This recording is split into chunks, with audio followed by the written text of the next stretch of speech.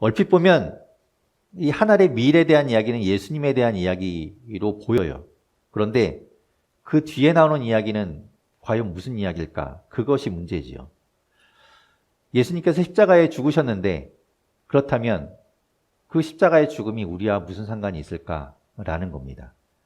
그 이야기를 우리가 함께 오늘 나눠보겠습니다.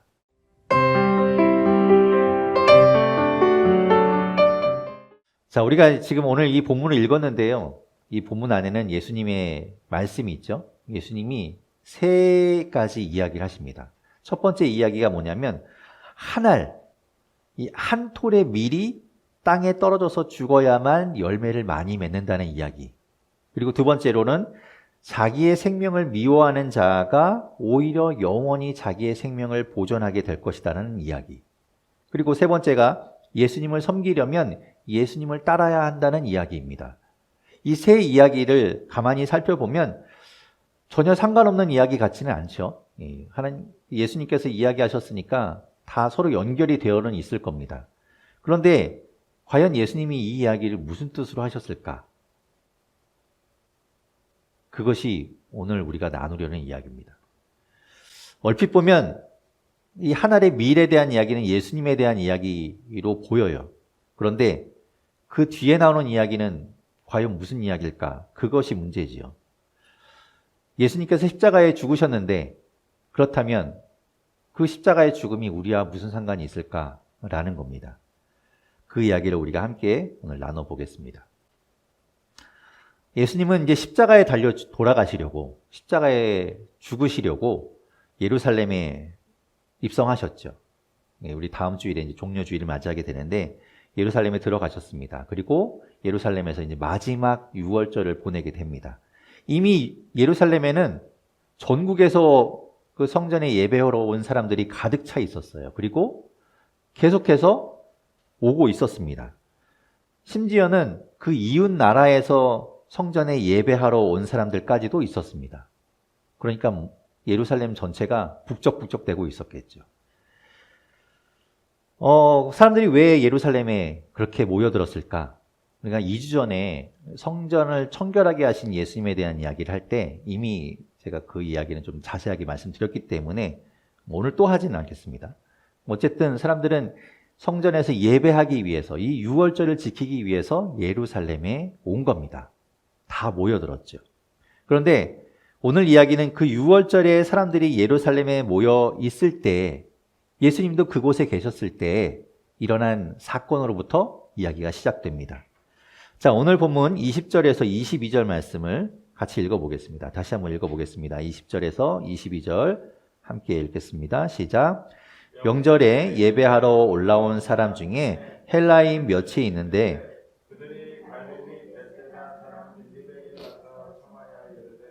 선생이여 우리가 예수를 배웠고자 하나이다 하니 빌립이 안드레에게 가서 말하고 안드레와 빌립이 예수께 가서 여쭈니. 아멘.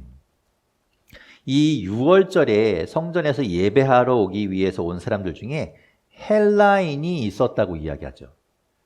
헬라인이라는 거는 그리스 사람을 이야기합니다. 그리스 사람. 그러니까 외국인이죠. 한마디로 이야기하면. 외국인이 이 예루살렘 성전에 예배하러 온 겁니다.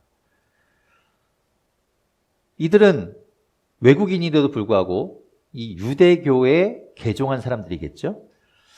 그런데 이 요한복음을 기록한 저자는 왜 굳이 이 헬라인이라는 말을 하고 있을까? 그냥 예배하러 온 사람들이라고 전체를 이렇게 두루뭉술하게 이야기해도 될 텐데 꼭 헬라인이라고 찝어서 이야기하는 이유가 뭘까? 예수님의 그 말씀이 헬라인에게만 적용되는 말씀도 아닌데 말이죠. 그 이유는 아마도 19절, 우리가 이제 본문을 읽진 않았지만 19절과 26절에 있는 말씀을 강조하려고 그렇게 이야기한 것 같습니다. 19절에 보면 뭐라고 이야기하는가 하면 바리새인들이 이렇게 이야기해요. 온 세상이 그를 따르는도다. 여기서 그는 이제 예수님을 이야기하겠죠. 온 세상이 예수님을 따르고 있다. 이제 그 바리새인들이 그렇게 이야기하고 있습니다. 그 예로 온 세상 중에 외국 사람에 해당되는 이 헬라인을 이제 이 요한복음의 저자는 굳이 이야기하고 있는 것이겠죠. 그리고 26절에 보면 예수님의 제자, 예수님의 진정한 제자는 누구인가? 유대인도 아니고 남자도 아니고 그리고 이 예루살렘에서 태어난 사람도 아니고 출신 지역이 어떻든 뭐 인종이 어떻든 성별이 어떻든 이런 거와 상관없이 예수님을 섬기고 따르는 사람이 진정한 제자다. 이런 이야기를 하시죠. 그래서 그 예로 헬라인을 들고 있는 겁니다. 그러니 그런 거 중요한 것이 아니다. 중요한 건 예수님을 따르는 게 중요하다. 이런 이야기를 하고 싶은 것이겠죠. 예수님을 따르는 게 중요하다는 겁니다. 예수님을 따르는 것이 중요하다. 예수님 말씀대로 살아가는 것이 중요하다. 그것이 진짜 예수님의 제자라는 겁니다. 자, 이 헬라인들이 왔습니다. 예수님을 만나고 싶어 하지요. 예수님을 왜 만나고 싶어 할까? 예수님을 만나서 예수님의 말씀을 듣고 그 말씀대로 살아가기 위해서 예수님을 만나려고 하는 겁니다. 단순히 예수님이 유명한 사람이고 그 당시에 예수님의 인기가 뭐 하늘을 치솟고 예수님의 소문을 들어서 와, 예수님이 병도 고친대. 예수님이 귀신도 쫓는데 예수님이 심지어는 죽은 사람도 살린다더라.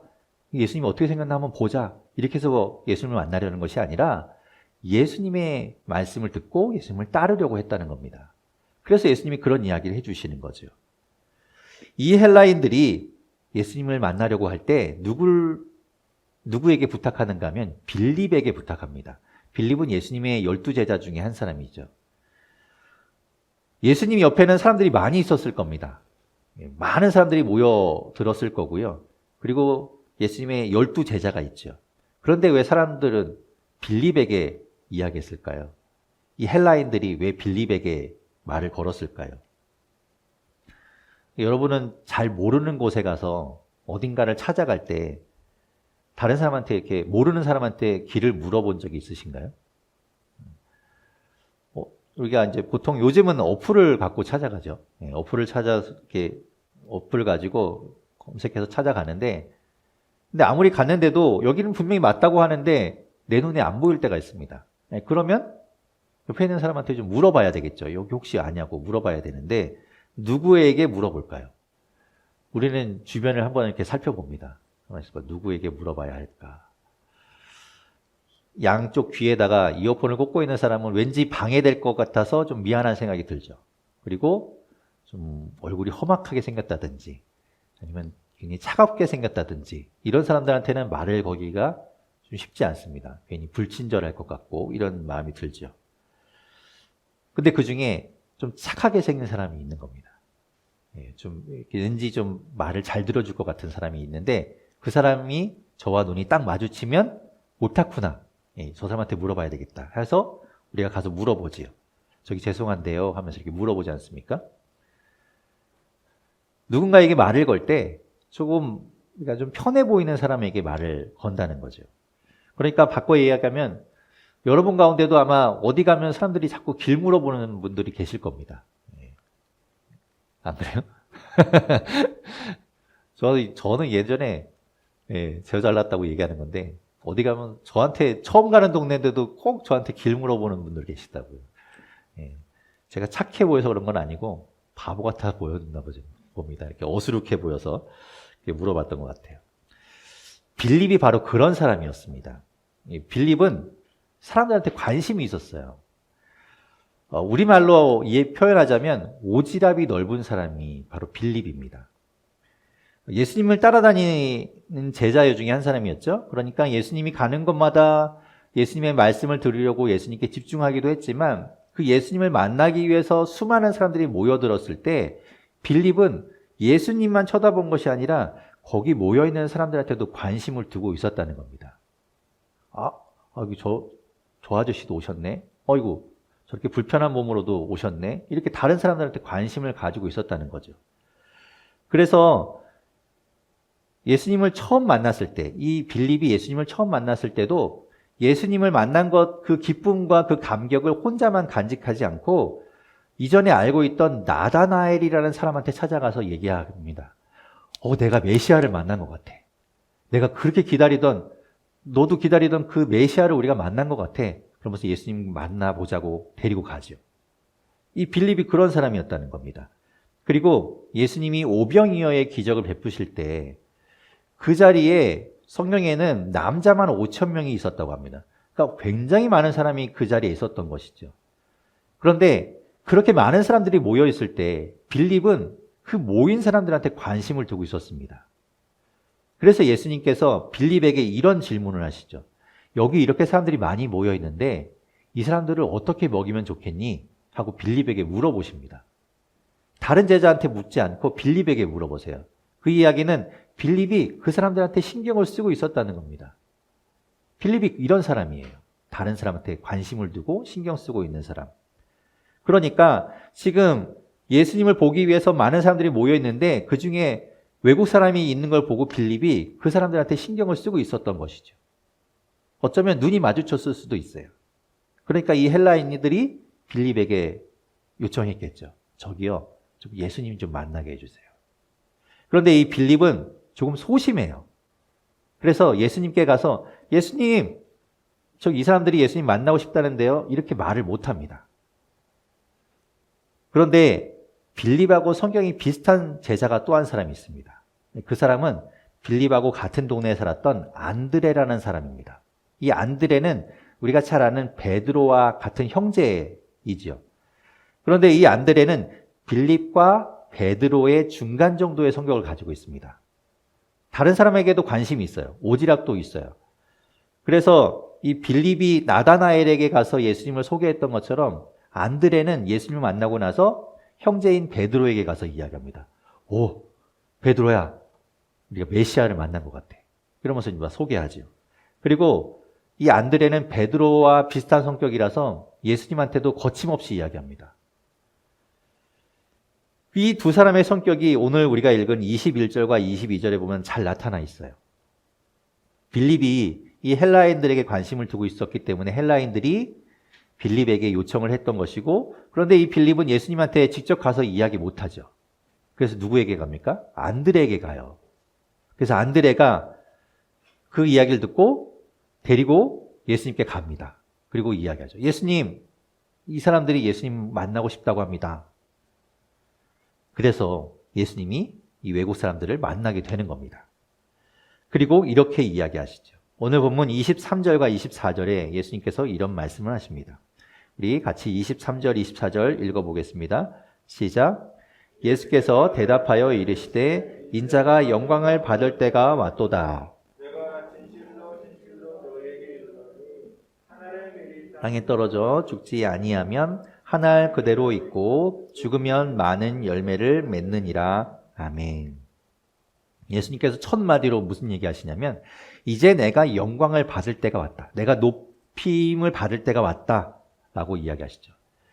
이 말씀은 예수님이 인기가 이제 최고조에 달했다. 뭐 이런 이야기가 아니라 예수님이 죽을 때가 되었다라는 것을 이야기하시는 거예요. 그 뒤에 나오는 24절에 말씀하는 것처럼 이제 죽음에 대한 이야기를 하고 있는 겁니다. 이제 십자가에 내가 죽을 때가 되었다. 이제 하나님의 뜻을 이룰 때가 되었다. 라고 이야기하시죠. 저는 여태까지 살면서 이게 짧지 않은, 그래도 나름 짧지 않은 삶을 살았는데 밀 알을 본 적이 없습니다. 생각해보니까 밀 알을 본 적이 한 번도 없는 것 같아요. 아마 여러분도 아마 없을 겁니다. 밀은 뭘로 봅니까? 늘 가루 형태로 보죠. 그래서 그 온전한 알 형태로는 우리가 잘 못 보는 것 같아요. 근데 아마도 이제 쌀로는 우리가 늘 먹으니까 그 쌀하고 비슷하지 않을까라고 생각은 됩니다. 그런데 그 밀이 얼마만 할까요? 그 쌀알하고 비슷하겠죠. 뭐 커봐야 그 정도 되겠죠. 설마 밀알이 이만하진 않을 거 아닙니까? 그 작은 밀알 한 알 갖고 뭘 할 수 있을까요? 사실 그 한 알은 별거 아닙니다. 그걸 먹는다고 해서 뭐 배가 부른 것도 아니고요. 그걸 갖고 뭘 할 수도 없습니다. 빵도 못 만들죠. 그런데 그 정말 보잘것 없어 보이는 그 한 알의 밀을 땅에 심으면, 땅에 떨어져서 묻히면 버려지는 것 같고 죽은 것 같은 그 밀이 자라서 많은 열매를 맺는다는 겁니다. 예수님이 십자가에 달려 죽으신 것은 특별한 일이 아닙니다. 사실은 그 당시에 사형이 그렇게 당하고 있었어요. 사람들은 또 생각했을 겁니다. 아, 저 사람도 죄를 지어서 십자가에서 사형당했구나. 이렇게 생각하고 있었겠죠. 하지만 예수님의 죽음은, 십자가에서 그 죽으신 것은 단순히 죽음으로 끝나지 않고 많은 사람을 살리는 일을 하셨습니다. 예수 그리스도를 믿은 사람들, 바로 우리와 같은 사람들을 살리셨죠. 예수님이 십자가에 달려 돌아가실 때 그 양 옆에는 강도들도 있었습니다. 그들도 예수님처럼 똑같이 사형을 당했어요. 하지만 예수님은 그들과 다른 죽음이었던 것이죠. 예수 그리스도가 그 한 알의 밀과 같은 그분께서 죽으심으로 인해 모든 사람을 살리는 생명의 열매를 맺게 된 겁니다. 예수 그리스도는 바로 우리를 위한 한 알의 밀이신 것이죠. 우리를 살리신 겁니다. 그 예수님의 죽음에 대한 이야기를 예수님께서 하셨습니다. 그런데 그 뒤에 나오는 이야기, 그 이야기는 어떻게 우리가 받아들여야 할까? 그것을 어떻게 해석해야 할까? 어떻게 적용해야 할까? 그것이 문제입니다. 왜 그런가 하면 예수님이 이런 이야기를 하시거든요. 우리 25절과 26절 말씀을 읽어보겠습니다. 25절, 26절 같이 읽어보겠습니다. 시작. 자기의 생명을 사랑하는 자는 잃어버릴 것이요, 이 세상에서 자기의 생명을 미워하는 자는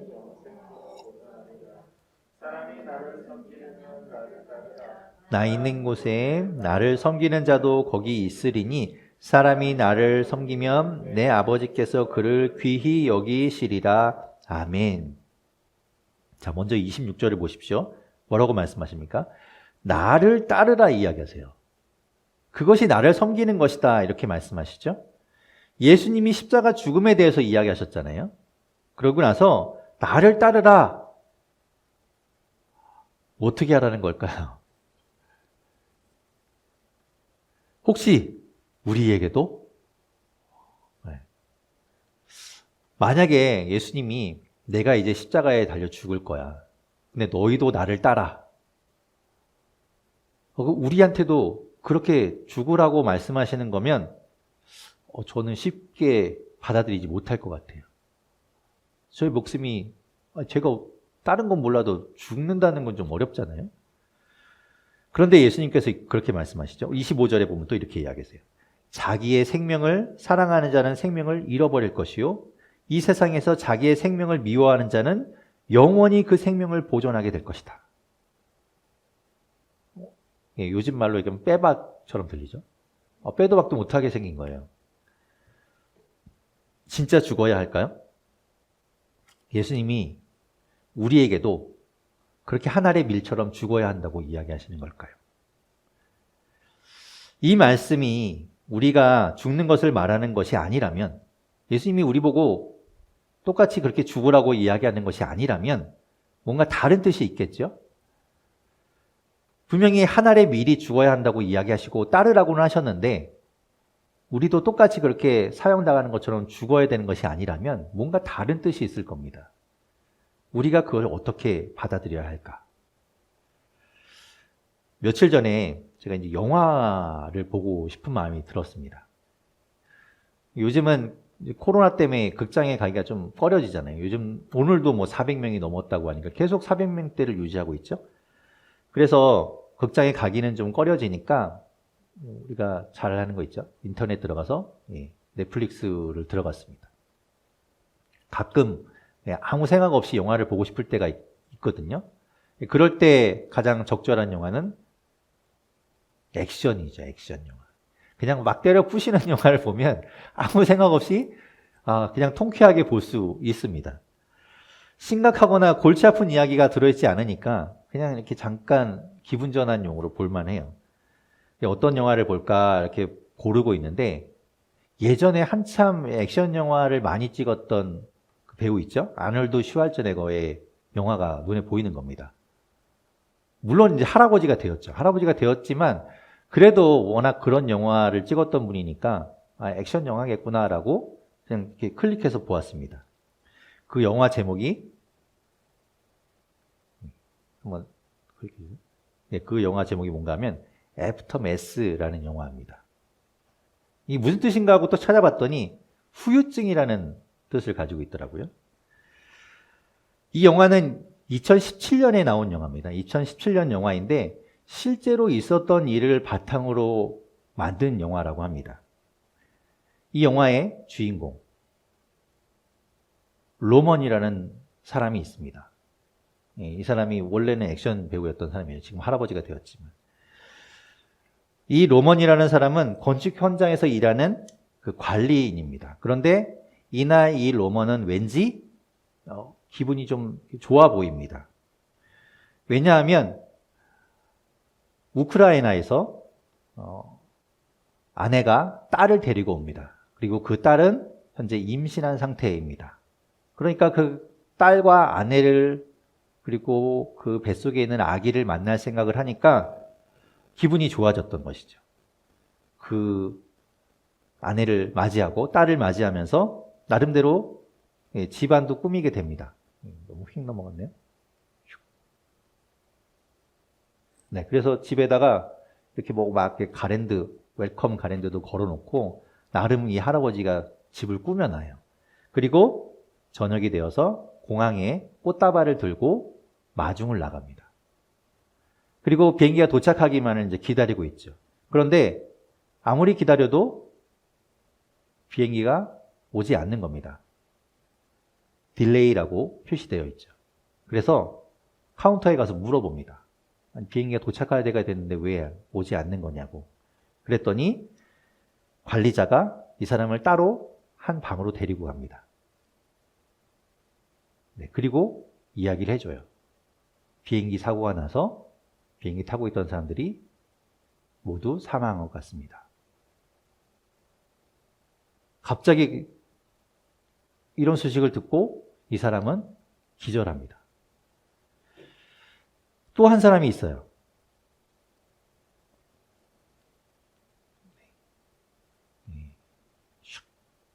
네, 이 사람의 이름은 제이콥이라는 사람입니다. 이 사람은 아내와 아들을 둔 행복한 가정의 가장입니다. 이 사람은 공항에서 관제사로 일하고 있어요. 관제탑에서 그 비행기들의 경로를 이렇게 조정해주고 비행기들을 이렇게 무선으로 교신해주고 뭐 이런 여러 가지 것들을 하는 사람이죠. 그래서 밤에는 우리는 도로에서 이렇게 차들이 밝으니까 잘 보이지만 밤에 하늘에 비행기들은 서로 안 보일 거 아니에요. 그러니까 이 관제사가 비행기들을 서로 이렇게 연락을 해서 잘 조정해 주지 않으면 위험하죠. 그런데 이날따라 이 사람이 근무를 할 때 여러 가지 상황이 좀 복잡하게 얽혀서 비행기들하고 서로 이렇게 소통하지를 못하게 됩니다. 그래서 안타깝지만 공중에서 비행기 2대가 충돌하게 됩니다.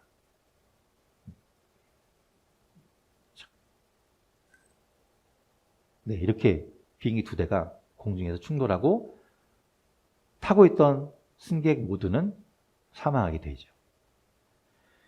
사람들은 이 제이콥을 비난합니다. 그래서 제이콥을 비난하고 제이콥을 향해서 모든 화살을 다 날리죠. 제이콥은 순간적으로 모든 것을 다 잃어버리고 이제 폐인이 됩니다. 행복했던 가정도 파괴돼요. 사고를 당한 로먼은 있을 수 없어서 사고 현장으로 가고 그곳에서 이제 자기의 가족을 수습합니다. 자기가 직접 수습해요. 그리고 그것 때문에 망연자실하고 이 로먼 또한 무너져 가지요. 이 로먼은 이 사고에 대해서 사과를 듣고 싶어 해요.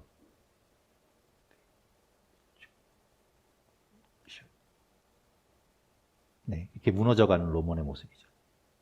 항공사를 상대로 사과를 듣고 싶어 합니다. 그래서 이 아내와 딸의 사진을 가지고 가서 이 아내와 딸에게 사과해달라고 이야기하는데 항공사에서는 사과하지 않아요. 그들은 어떻게든지 이 보상의 문제를 빨리 해결하려고만 하죠. 그래서 빨리 그 합의서에 사인하라고만 이야기하고 전혀 사과하지 않고 받아들이지 않습니다. 이 로먼의 이야기를 듣지 않아요. 그로부터 1년의 시간이 지납니다. 네. 이 제이콥에게 항공사에서 제안을 합니다. 사람들의 너무 비난을 받고 제이콥이 무너져가는 것을 보면서 항공사에서는 이 직원인 제이콥에게 다른 도시에 가서 살아라. 가서 이름도 바꾸고 새로운 신분으로 살면 어떻겠냐. 그게 낫겠다라고 이야기하죠. 그런데 이 제이콥은 그렇게 하려면 아내와 아들을 포기해야 됩니다. 그들을 데리고 갈 수 없어서 자기만 가야 돼요. 이제 그렇게 되지만 그것을 받아들이죠.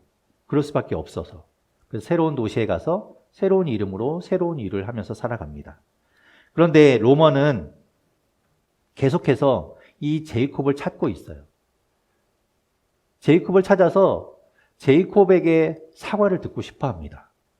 그런데 이 사건을 취재하는 기자가 한 사람이 있는데 이 기자가 로만도 알고 제이콥도 알아요. 제이콥의 새로운 신분과 새로운 주소를 로먼에게 알려줍니다.